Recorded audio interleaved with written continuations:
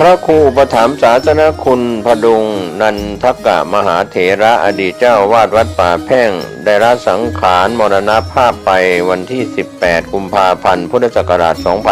2566 คณะศิษยานุศิษย์ได้จัดพิธีบำเพ็ญกุศลแสดงความกตัญญูกตเวทีถวายเป็นอาจารยบูชาน้อมรำลึกในวาระสุดท้ายและจัดพิธีบำเพ็ญกุศลออกเมรุพระราชทานเพลิงศพท่านที่จะร่วมทำบุญงานพระราชทานเพลิงศพหลวงปู่พระครูอุปถัมภ์ศาสนคุณ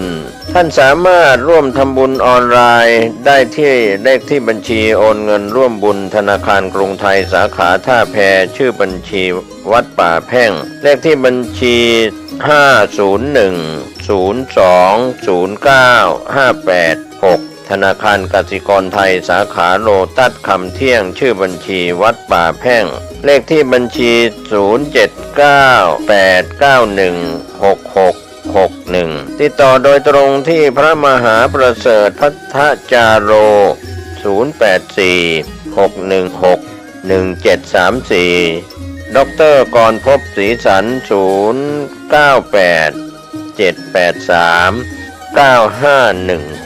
กำหนดการวันอาทิตย์ที่ 21 มกราคม พุทธศักราช 2567 เป็นวันพิธีพระราชทานเพลิงศพช่วงเช้าวันอาทิตย์ที่ 21 มกราคม 8 นาฬิกาพระภิกษุสามเณรคณะศรัทธาสาธุชนพร้อมกันณโรงเรียนเทศบาลวัดป่าแพ่ง 9 นาฬิกา 30 นาทีพระสงฆ์ 20 รูปสวดอาทิตตปริยายสูตรมัคคณายกโอกาสเวรตาลและสุมาครัวตาลถวายทายธรรมรับพรแผ่เมตตาวันทานน้อย 11 นาฬิกาถวายภัตตาหารเพลณหอประชุมอาคารคุณธรรม 47 โรงเรียนเทศบาลวัดป่าแพ่ง 13 นาฬิกาจุดธูปเทียนบูชาพระรัตนตรัยนำกล่าวคำบูชาพระรัตนตรัยพระสงฆ์ 90 รูปสวดมาติกาบังสุกุลพิธีทอดผ้าบังสุกุลจำนวน 100 ไตรพิธีพระราชทานเพลิงศพเวลา 14:45 นาทีข้าราชการแต่งกายชุดปกติขาวและญาติพี่น้องพระครูอุปถัมภ์ศาสนคุณตั้งแถวรับกล่องเพลิงพระราชทานเจ้าหน้าที่ตั้งแต่งกล่องเพลิงพระราชทานในที่อันเหมาะสมพันเอกพิเศษสุนทรมานวะอ่านหมายรับสั่งอ่านสำนึกในพระมหากรุณาธิคุณนางวิธิมากันยายนอ่านประวัติพระครูอุปถัมภ์ศาสนคุณประธานในพิธีทอดผ้าไตรประธานสงฆ์ประธานในพิธีวางดอกไม้จันทร์พระสงฆ์วางดอกไม้จันทร์ผู้มีเกียรติระดับสูงข้าราชการแต่งกายชุดปกติขาวชุดเครื่องแบบต้นสังกัดคณะศรัทธาสาธุชนวางดอกไม้จันทร์ตามลำดับเป็นเสร็จพิธีก็เป็นข่าวสารเพื่อการประชาสัมพันธ์ในกำหนดการออกเมรุพระราชทานเพลิงศพพระครูอุปถัมภ์ศาสนคุณพดุงนันทกะมหาเถระอายุ 93 ปีพรรษา 72 อดีตเจ้าวาดวัดป่าแพ่งคณะสงฆ์คณะศิษยานุศิษย์คณะศรัทธาผู้มีความเคารพนับถือร่วมงานนี้โดยพร้อมเพรียงกัน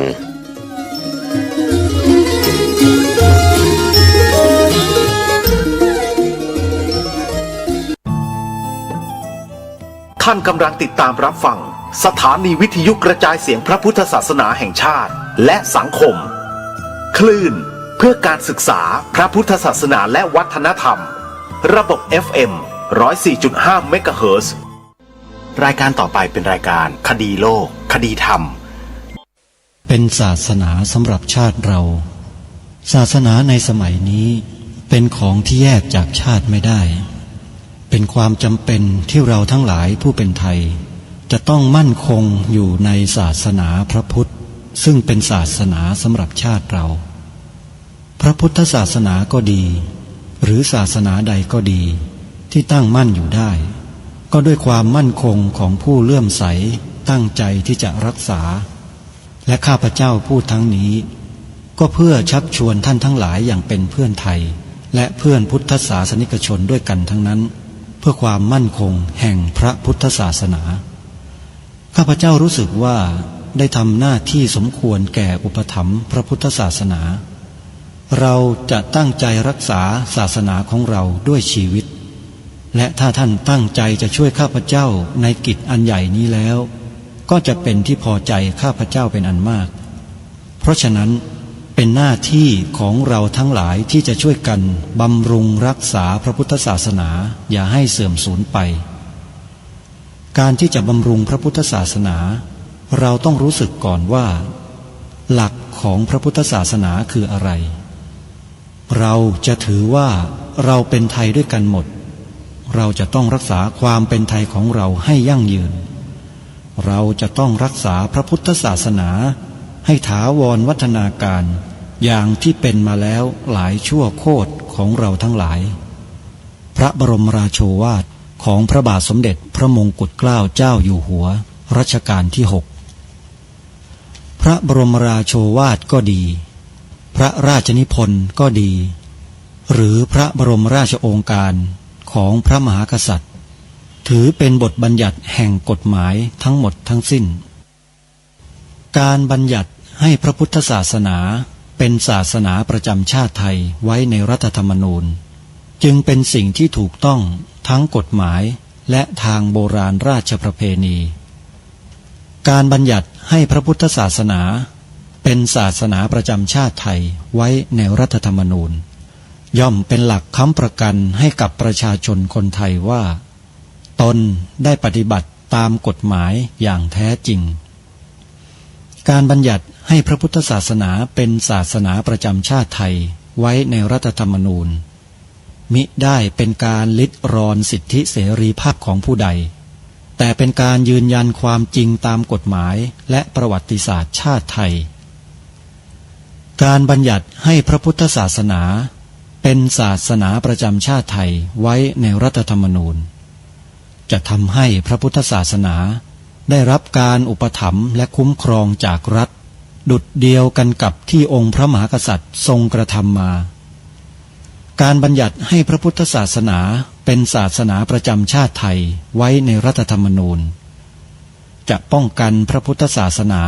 ไม่ให้ถูกลัทธินิกายนอกศาสนากระทำการใดๆได้ด้วยอุบายต่างๆนานา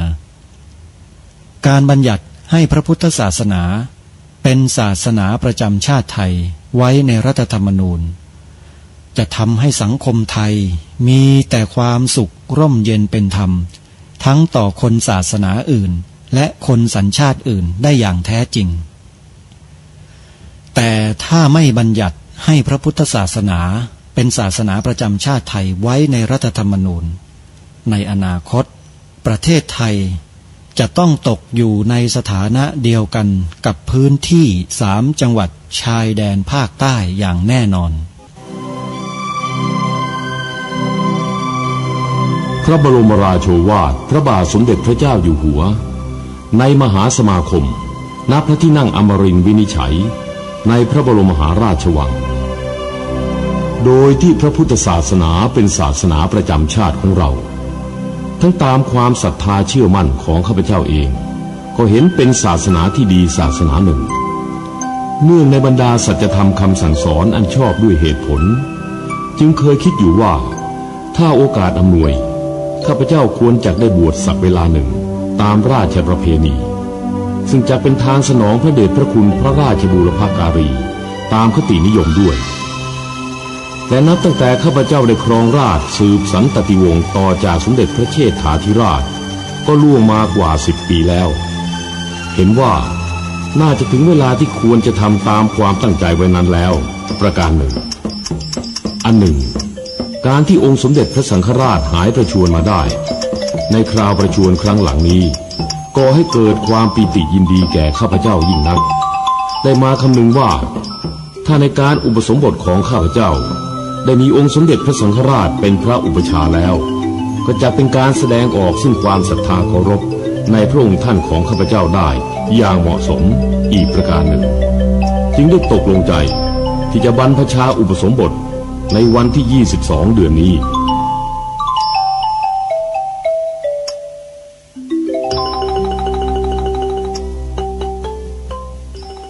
อาทิตย์ทางสถานีวิทยุแห่งนี้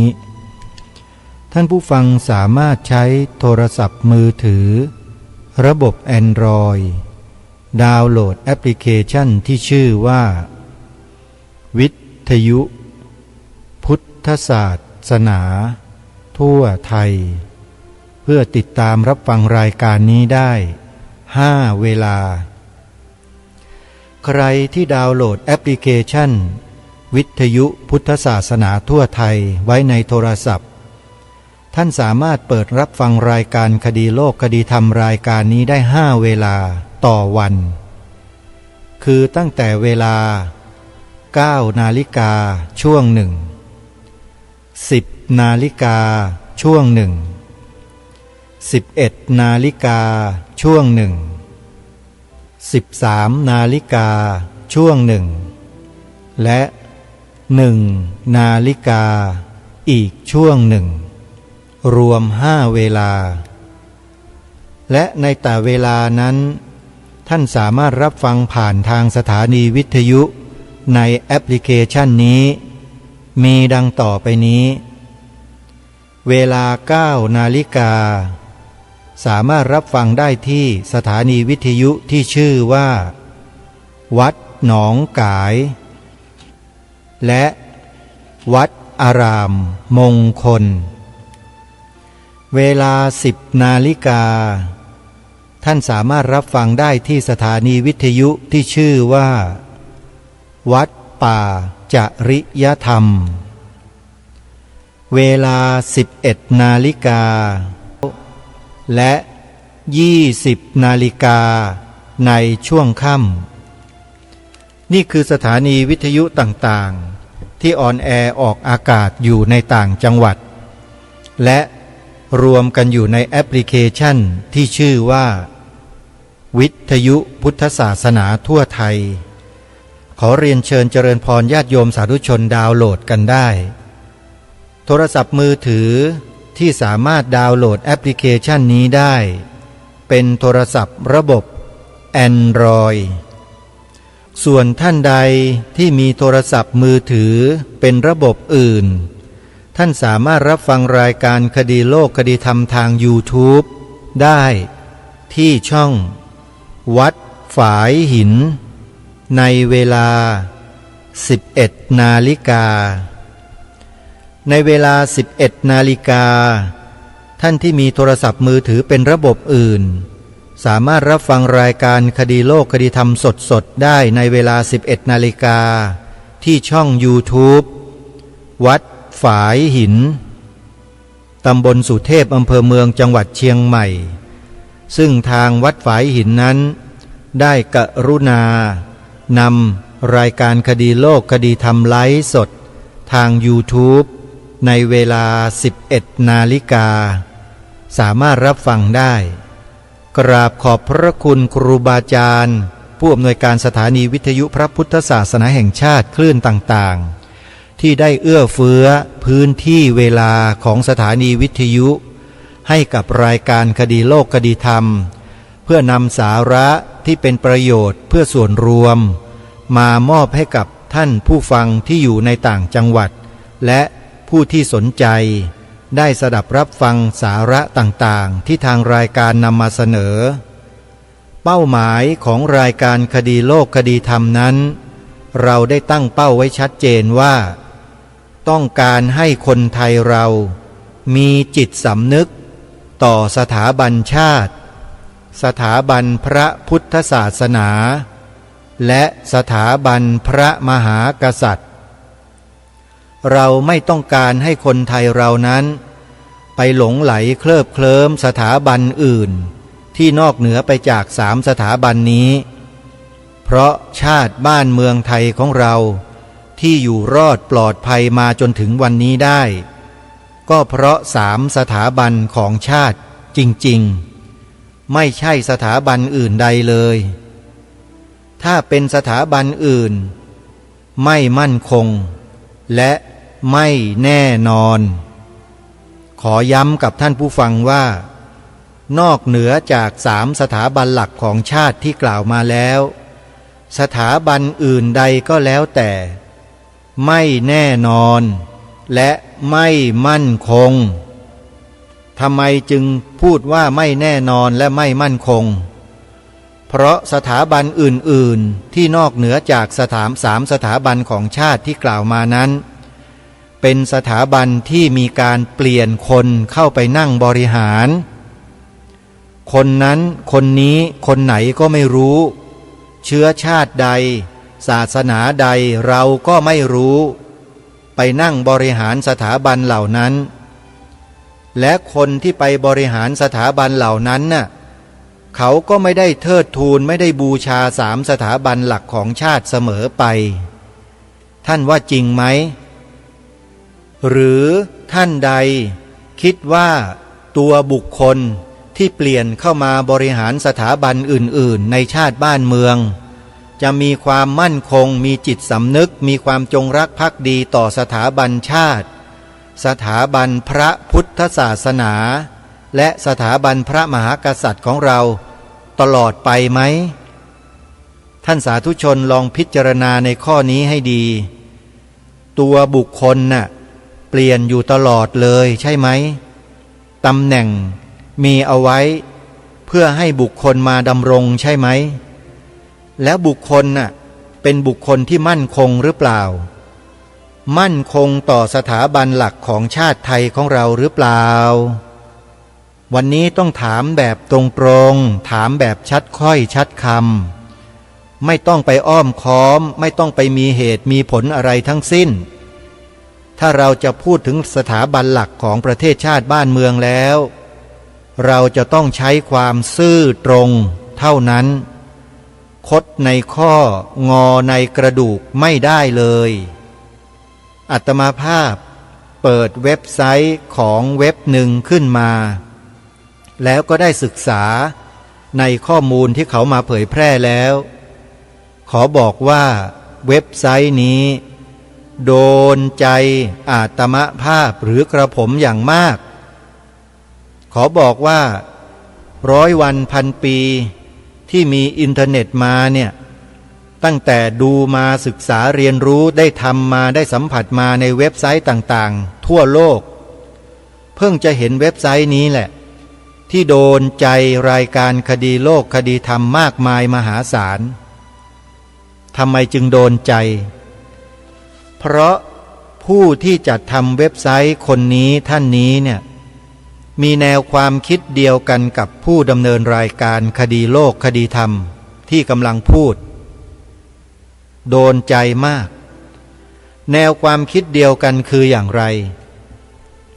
แนวความคิดเดียวกันก็คือว่าเขา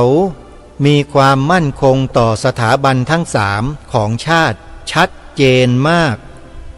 เหมือนกับผู้ดำเนินรายการที่ดำเนินรายการมาเกือบ20 ปีเพิ่งจะเห็นเว็บไซต์นี้มีแนวทางเดียวกันเป๊ะเลยลองฟังแนวคิดของเขาในบางประโยคที่เขาเขียนไว้ในเว็บไซต์เดี๋ยวจะนำมาอ่านให้ฟังเขาโพสต์ไว้ในเว็บไซต์ในหน้าแรกเขียนหัวข้อเอาไว้ว่าโลกดัชนีเมื่อการเมืองมิได้คิดถึงสังคมพระพุทธศาสนาก็ไร้ค่าสังคมก็เป็นอย่างที่เห็น 2475 คณะ